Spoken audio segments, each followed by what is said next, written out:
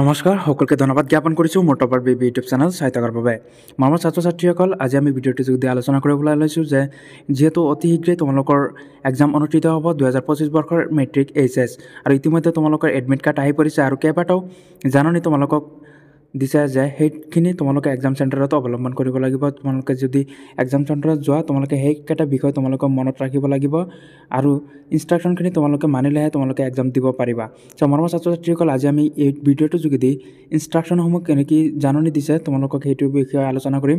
যদি চেনেলটোত কোনোবাই নতুনকৈ ভিজিট কৰিছা তেন্তে চেনেলটো ছাবস্ক্ৰাইব কৰি দিবা, কিয়নো এইটো চেনেলৰ যোগেদি তোমালোকক মেট্ৰিক তথা এইচএছৰ খবৰসমূহ সময়মতে দি থকা হয়।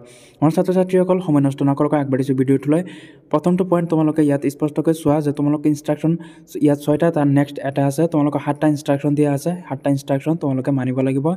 তোমালোকৰ এডমিট কাৰ্ডৰ পিছফালে তোমালোকে এইখিনি ইনষ্ট্ৰাকশ্যন পাই যাবা। মোৰ ছাত্ৰ ছাত্ৰীসকল প্ৰথম কথা হ'ল তোমালোকে এক্সাম চেণ্টাৰত প্ৰথম সময়মতে গৈ পাব লাগিব। মিনিমাম 20 মিনিটমান আগত তোমালোকে এক্সাম চেণ্টাৰত গৈ পাব লাগিব। ক'ত পঢ়িবা সেইটো তোমালোকে আগতীয়াকৈ জানিব লাগিব। আমাৰ ছাত্ৰ ছাত্ৰীসকল প্ৰথম দিনা তোমালোকে সোনকালে যাব লাগিব বেছিকৈ। ফাৰ্ষ্ট পইণ্টটো হ'ল to appear in each exam carrying of registration certificate admit card to the examination hall. তোমালোকে মাষ্ট বি তোমালোকৰ ৰেজিষ্ট্ৰেশ্যন চাৰ্টিফিকেট আৰু এডমিট কাৰ্ড তোমালোকে লগত লৈ যাব লাগিব।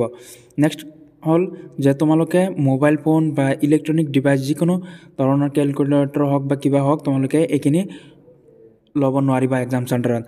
আৰু নেক্সট কথা হ'ল তোমালোকে এক্সাম চেণ্টাৰতকৈ আগতীয়াকৈ যি লিখি নিদিবা তোমালোকৰ এক্সাম এনচাৰ শ্বীটত।